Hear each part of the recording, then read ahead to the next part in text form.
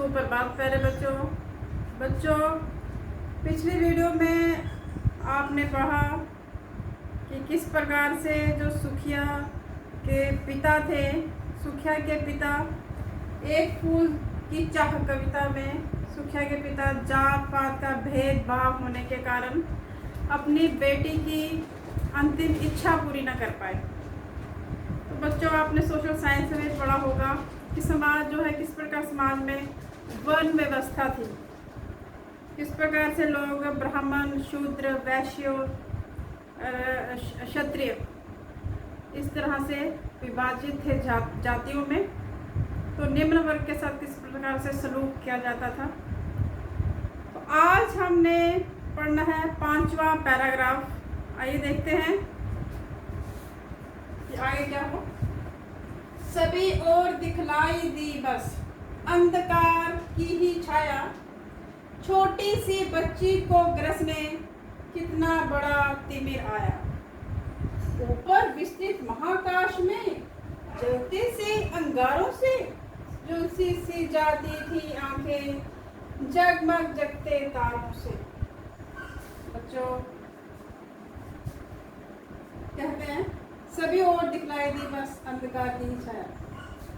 जो सुखिया के पिता थे, उन्होंने अपनी बेटी को इस महामारी से बचाने के लिए सारे जितने भी उपाय कर सकते थे किए, परंतु कोई लाभ न हुआ। बहुत दुखी थे। उन्हें ऐसा लग रहा था कि सभी ओर अंधकार ही अंधकार छा गया है। उन्हें सब जगह अंधकार ही अंधकार की परछाई सी दिख रही थी। छोटी सी बच्ची को ग्रसने कितना बड़ा तिमिर आया। तिमिर होता है अंधकार। उन्हें ऐसे लग रहा था कि ये जो अंधकार है उनकी बच्ची को निगल जाएगा। ग्रसना क्या होता है? निगलना। उन्हें लग रहा था ये अंधकार उनकी बच्ची को, उनकी बेटी को निगलने आया है। ऊपर विस्तृत महाकाश में जलते से अंगारों से, कह रहे कि ऊपर तो इतना विशाल आकाश है, ठीक है, महाकाश का है विशाल आकाश। ऊपर जब आकाश में देखते हैं तो महा आकाश, और उसमें क्या था, ऊपर विस्तृत महाकाश में जलते से अंगारों से झुलसी सी जाती थी आंखें, जगमग जगमग तारों में। कहते हैं मुझे अंधकार ही अंधकार दिखाई देता था, लेकिन मैंने जब ऊपर आकाश की तरफ देखा तो तारे जगमगा रहे थे, और उन तारों को देख के मेरी जो आंखें हैं वो झुलस जाती थी। उनकी जो आंखें हैं वो ऐसे लग रहा था कि जैसे आंखें झुलस जाएंगी। वो तारे जो हैं, उन तारों की जो, वैसे तो बच्चों तारों में ठंडक होती है, परंतु यहाँ पे कवि ने कहा है कि उन तारों को देख के जो सुखिया के पिता हैं उनकी आंखों को कष्ट पहुँच रहा था। उनको आंखें जो है ऐसे लग रहा था कि झुलस जाएंगी। वो आग की भांति लग रहे थे तारे। बच्चों, अक्सर ऐसा होता है जब हम दुखी होते हैं तो हमें सुख प्रदान करने वाली चीज़ें भी सुख प्रदान नहीं करती हैं, हमें उनसे भी कष्ट पहुंचता है। आप जानते हैं चाँद और तारों की रोशनी जो है बड़ी ही ठंडक प्रदान करती है, लेकिन सुखिया के पिता को वही तारों की रोशनी जो है कष्टकारी लग रही थी। वही तारों की रोशनी उनकी आंखों को झुलसा रही थी, जबकि वो तो ठंडक प्रदान करती है। तो बच्चों, ऐसा इसलिए कहा गया है क्योंकि जब हम दुखी होते हैं तो हमें वो चीज़ें जो सुख प्रदान करने वाली होती हैं वो भी दुख कष्टकारी प्रतीत होती है, क्योंकि हमें कुछ अच्छा ही नहीं लगता। ठीक है, यहाँ की स्थिति भी कुछ ऐसी ही थी कि जो सुखिया के पिता थे उन्हें उस समय कुछ नहीं सूझ रहा था, केवल अपनी बेटी दिख रही थी कि मेरी बेटी किसी तरीके से ठीक हो जाए, परंतु सारे उपाय निष्फल हो गए, कोई लाभ ना हुआ।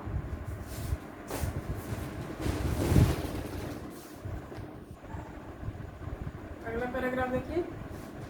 देख रहा था जो सुस्थिर हो नहीं बैठती थी क्षण भर, हाय वही चुपचाप पड़ी थी अटल शांति सी धारण कर। सुनना वही चाहता था मैं, उसे स्वयं ही उकसा कर, मुझको देवी के प्रसाद का एक फूल ही दो लाकर। देख रहा था जो सुस्थ होता है बिना हिले डुले। जो सुखिया के पिता हैं वो कहते हैं कि वो देख रहे थे कि उनकी बेटी जो है बिना हिले डुले हुए मूर्तिवत, यानी कि मूर्ति की तरह वो पड़ी हुई है, ना बोल रही है, ना बात कर रही, ना कुछ भी जो है उसकी जो है बिल्कुल भी मूवमेंट नहीं हो रही बच्चे की। बच्ची जो है बिना हिले डुले सुस्थिर होकर बैठी थी। देख रहा था जो सुस्थिर हो, नहीं बैठती थी क्षण भर, जो एक क्षण भी पल भर भी बिना हिले डुले हुए स्थिर होकर नहीं बैठ सकती थी, वो बच्ची आज मूर्तिवत पड़ी हुई थी, बिना हिले डुले हुए, शांति धारण किए हुए पड़ी हुई थी बच्ची। हाय वही चुपचाप पड़ी थी।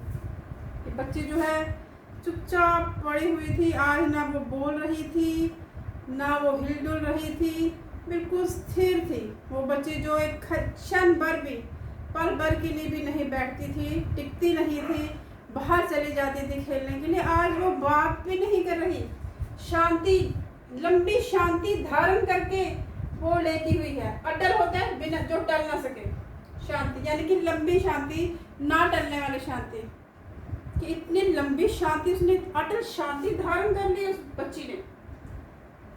सुनना वही चाहता था मैं, उसे स्वयं ही उकसा कर। सुखिया के पिता कहते कि आज मेरी बच्ची कुछ भी नहीं बोल रही थी। मैंने जब ये स्थिति देखी तो मैंने उसे उकसाने का प्रयास किया, उसे प्रेरित करने का प्रयास किया कि हे बच्ची, आज फिर वही बात बोल दे जो तुमने उस दिन कही थी बात, कि देवी माँ के फूल, देवी माँ को चढ़ाए हैं फूलों में से एक फूल का फूल प्रसाद रूप में ले आओ। पिताजी काश उसे प्रेरित करने लगे कि काश वही बात बोल दे, मेरी बेटी बोले तो सही। आज मैं उसके मुंह से वाक्य सुनना चाहता हूँ, कोई मैं कुछ सुनना चाहता हूँ। आज कम से कम वही वाक्य पुनः दोहरा दे कि पिताजी मंदिर से, देवी के माँ के मंदिर से एक फूल प्रसाद के रूप में ले आओ। तो ये पिता की व्यथा थी, पिता चाहते थे कि बच्ची कुछ तो बोले, वही बात जो उसने एक दिन पहले बोली थी वही बोल दे, उसे प्रेरित कर रहे थे ताकि उसके मुंह से सुनना चाहते थे कुछ, इसलिए वो यही बात सुनने को उसे प्रेरित कर रहे थे।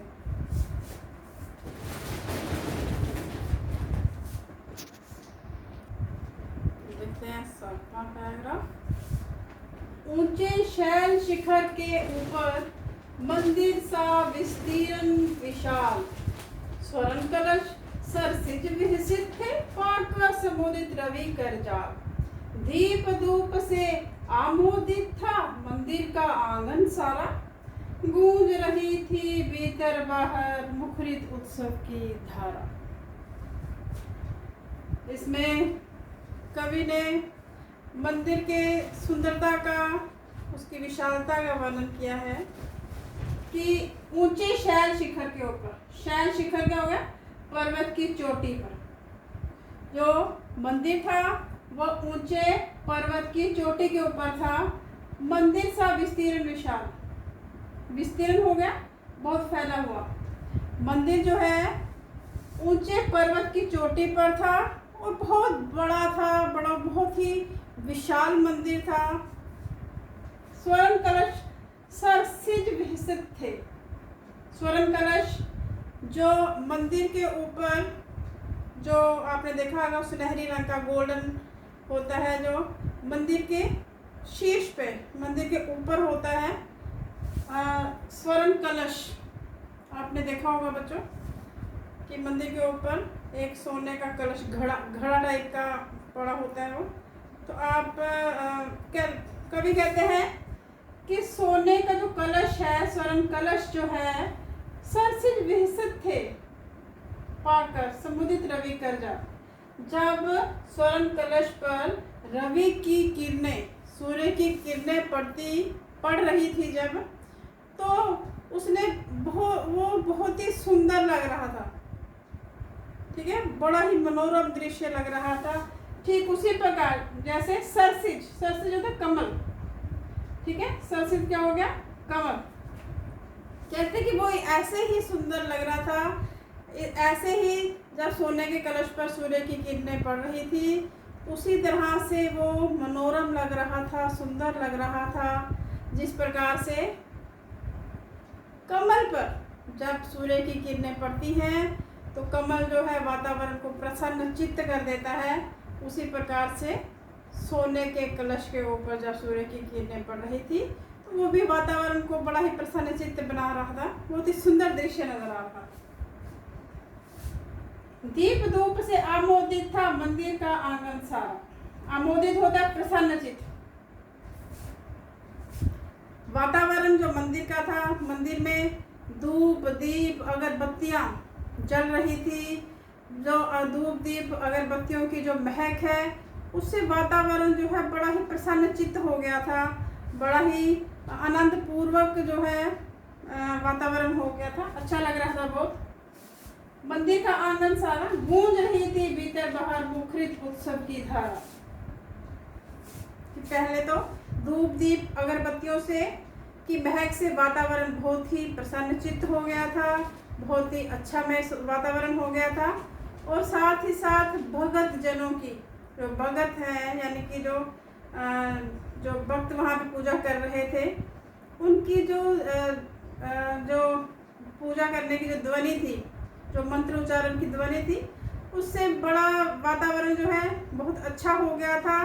और ऐसे लग रहा था कि जैसे कोई उत्सव होता है, जैसे कोई त्योहार होता है, जैसे कोई उत्सव होता है, उस तरह से बड़ा ही मनोरम दृश्य लग रहा था, बड़ा ही सुंदर दृश्य लग रहा था मंदिर का। इसमें यही कहा गया कि मंदिर जो है पर्वत की ऊंची चोटी पर था, बहुत विशाल था मंदिर। मंदिर में जो मंदिर के ऊपर जो सोने का कलश था, उस पर जब सूर्य की किरणें पड़ रही थी तो बहुत सुंदर लग रहा था। उसी प्रकार सुंदर लग रहा था जिस प्रकार कमल के फूल पर जब सूर्य की किरणें पड़ती हैं तो सारे वातावरण को प्रसन्न चित्त कर देता है। ठीक उसी प्रकार वो सोने का कलश भी बहुत सुंदर लग रहा था। और वहाँ पे जो धूप दीप अगरबत्तियों की जो महक थी, उससे वातावरण बड़ा ही प्रसन्न चित्त हो गया था। और जब भक्त मंत्रों का उच्चारण कर रहे थे, पूजा कर रहे थे, तो उनकी आवाज़ थी जो गूंज रही थी और ऐसे लग रहा था कि जैसे कोई उत्सव होता है। बड़ा ही मनोरम दृश्य लग रहा था मंदिर का।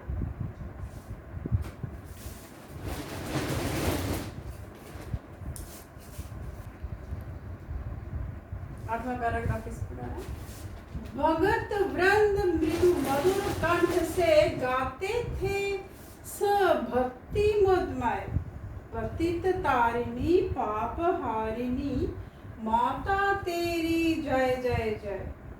पतित तारिणी तेरी जय जय मेरे मुख से भी निकला, बिना बड़े ही मैं आगे को जाने किस बल से निकला। सुखिया के पिता अपनी पुत्री की अंतिम इच्छा पूरी करने के लिए मंदिर के द्वार पहुंचे। उन्होंने सोचा कि आज तो मैं अपनी बेटे की इच्छा पूरी करूंगा। आज देवी माँ के मंदिर से मैं फूल प्रसाद के रूप में अपनी बेटी के लिए ले जाऊंगा। लेकिन हुआ क्या, देखते हैं। भगत वृंद, भगत वृंद क्या होता है? भक्तों का समूह। मृदु मधुर, मृदु मधुर क्या हो गया? अच्छा लगने वाला, मीठी आवाज में अच्छा लगने वाला जो है। गाते थे सभक्ति मुदमय, मुदमय हो गया प्रसन्नता पूर्वक। मंदिर में भक्तों के समूह जो है, यानी कि भक्तों का समूह बड़े ही प्रसन्नता पूर्वक प्रसन्न चित्त होकर, भक्ति भावना से ओतप्रोत होकर, भक्ति भावना से उत्प्रेरित होकर पूजा कर रहे थे, गा रहे थे भक्ति के, ठीक है, क्या गा रहे थे, सब भक्ति मूड में, पतित तारिणी पाप हारिणी, गा रहे थे, भजन गा रहे थे।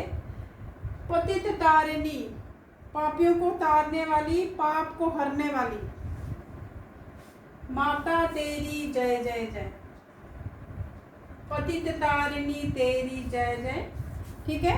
जो भक्त जन थे भक्ति भावना से ओतप्रोत होकर, बड़े ही मगन होकर, वो मीठे स्वर में प्रसन्नचित होकर गा रहे थे कि पतितों का उद्धार करने वाली, पापियों का उद्धार करने वाली, पापियों को तारने वाली, पाप को हरने वाली माता तुम्हारी जय हो जय हो जय हो। तो जो सुखिया के पिता हैं वह भी वो भी इसी तरह से भक्तों के तरह ही वो भी उनके मुंह से भी निकल जाता है, पापियों का उद्धार करने वाली माता तुम्हारी जय हो जय हो जय हो। तो बड़ा ही वातावरण जो है भक्ति से जो है ओतप्रोत था, वातावरण बहुत ही अच्छा वातावरण बना हुआ था। सुखिया के पिता बहुत प्रसन्न नजर आ रहे थे। मेरे मुख से भी निकला बिना बड़े ही, मैं आगे को जाने किस बल से निकला। कहते कि मेरे मुंह से भी निकल गया कि पापियों का उद्धार करने वाली माँ तुम्हारी जय हो जय हो जय हो। जैसे ही उन भक्तों के समूह ने बोला तो मेरे मुंह से भी निकल गया, और वो बोलते ही मैं ऐसा अकेला सीधा मूर्ति के पास जाके पहुंचा। मुझे ऐसे लगा किसी अदृश्य शक्ति ने मुझे धकेल दिया है माँ की मूर्ति के पास। देखो बच्चों, जब मंदिर में जाते हैं तो बड़े प्रसिद्ध मंदिर जो होते हैं वहाँ पे बहुत भीड़ होती है, और जब हम पंक्ति में खड़े होते हैं ना तो हमें पता ही नहीं चलता कि हम चल रहे हैं कि हमें वो धकेल रहा है। हमें चलना ही नहीं पड़ता, वहाँ पे पीछे से धक्के से ही हम कहाँ की कहाँ पहुँच जाते हैं। तो वहाँ पे भी यही होगा, स्थिति ऐसी ही होगी कि बहुत ही भीड़ थी, तो शायद इसी वजह से वो सीधा, उसको पता भी नहीं चला और भीड़ से ही वो आगे की तरफ धक्का लगा उसे और सीधा माँ की मूर्ति के पास पहुँच गया। लेकिन ये कहता है कि मुझे ऐसे लगा कि किसी अदृश्य शक्ति ने मुझे धक्का दिया। तो बच्चों, इस वीडियो में हमने 8 पैराग्राफ किए, मतलब कि 4 मैंने पहले वीडियो में किए थे, 4 इस वीडियो में दूसरी वीडियो में कर रही हूँ। इस तरह से जब हम बाय पार्ट्स करेंगे तो आपको अच्छी तरह से समझ आ जाएगी। आशा है कि आपको ये पंक्तियाँ समझ आ गई होंगी बच्चों। धन्यवाद।